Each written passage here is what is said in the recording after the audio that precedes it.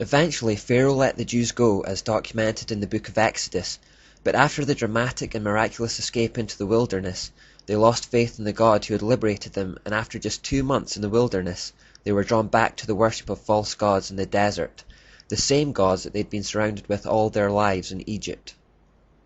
While Moses was at the top of Mount Sinai receiving the 10 Commandments from God, the people at the foot of the mountain began to wonder if he was ever coming down again.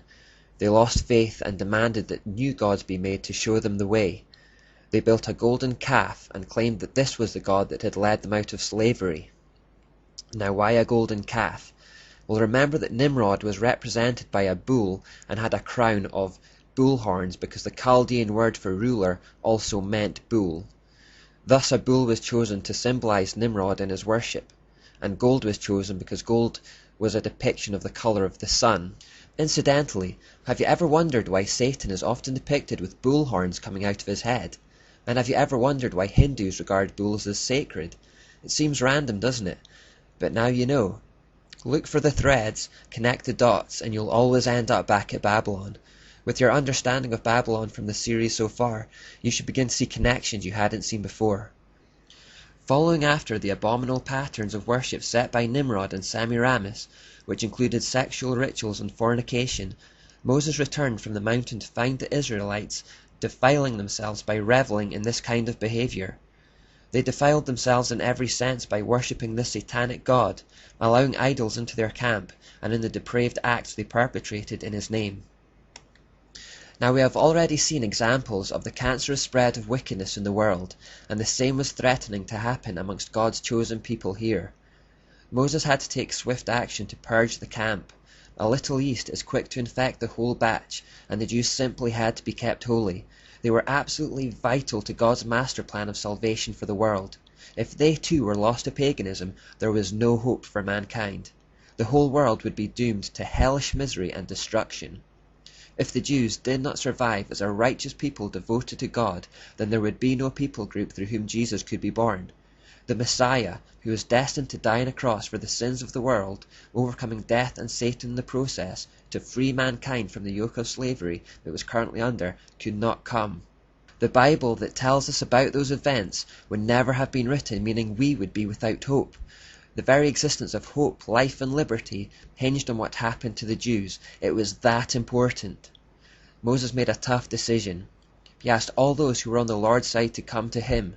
They were then told to strap on their swords and kill those who weren't. Around 3,000 died that day. This incident is used by modern atheists to portray God as a bloodthirsty monster, unworthy of worship. But if those 3,000 hadn't died, and the Jews had turned to paganism and Jesus hadn't come, I doubt if there would even be a world today.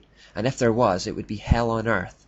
Satan would be running amok, and there would be nothing but wickedness, depravity, pain, and misery. We only have to look in further detail at some of the practices associated with the ancient gods to get an idea. For example, take Molech, who was the form of Marduk or Nimrod worshipped by the Ammonites. We read in Leviticus that part of their rituals involved child sacrifice and cannibalism. God warned Moses about this repeatedly. Do not give any of your children to be sacrificed, to be passed through the fire to Molech, for you must not profane the name of your God. I am the Lord. Human sacrifices and fire were part of Nimrod's worship from the very earliest days, of course, because fire was seen to be the earthly representation of the sun. Later, in Jeremiah 32:35, we read, They built high places for Baal in the valley of Ben Hinnom to sacrifice their sons and daughters, causing them to pass through fire to Molech, though I never commanded, nor did it enter my mind that they should do such a detestable thing and so make Judah sin.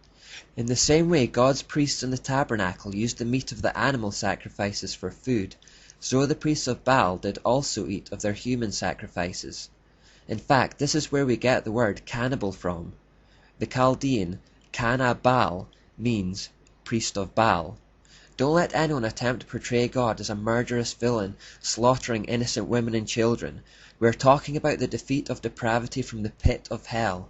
People who sacrificed their own children and ate their flesh. The camp had to be kept holy, a concept our world understands little about. We should also see in this episode the burning hatred God has for sin, and remember how vital it is for us to remain righteous in His sight today.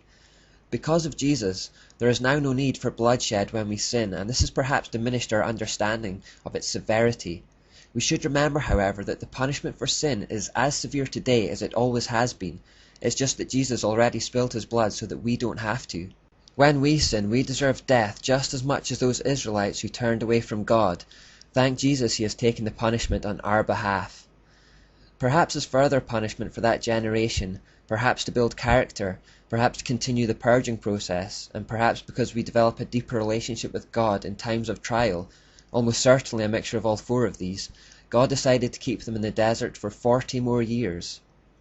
God needed to get these people to trust Him and to build a relationship with Him, and the wilderness, a place where they had to rely on Him even for food and water, served that purpose.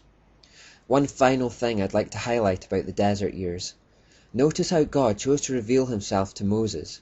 He chose to reveal Himself at the top of Mount Sinai, a mountain. Remember that Babylonian ziggurats were built to represent mountains, and the apexes were said to be where the gods lived. Remember, this is as a result of Satan's desire to be the Most High. Because all ancient mythologies and false religions stem from Babylon, you'll find parallels of this in many cultures. Mount Olympus, for example, is famously where the Greek gods were supposed to have lived. The fact that God revealed Himself to Moses at the top of a mountain clearly echoes this idea. It is likely God did this so the Israelites could understand what was going on when Moses ascended Sinai. They were used to the idea that deities lived at the top of mountains. This appears to be God using what they already knew to communicate that He was their God, talking to them in a symbolic language they could understand. And since ziggurats were built by man to glorify man, and their gods were said to reside there, God was showing His superiority again by revealing Himself atop a mountain that He'd made, a real one, and on ground that was so much higher than any ziggurat. What God was saying to His people is that He was the real Most High. Just to connect some more dots with this, remember that Jesus' most famous sermon is the Sermon on the Mount. This wasn't an accident. By choosing that location, He was subtly revealing Himself in the symbolic language to be God. You see, the Bible starts to reveal extra layers when you understand the nature of the battle.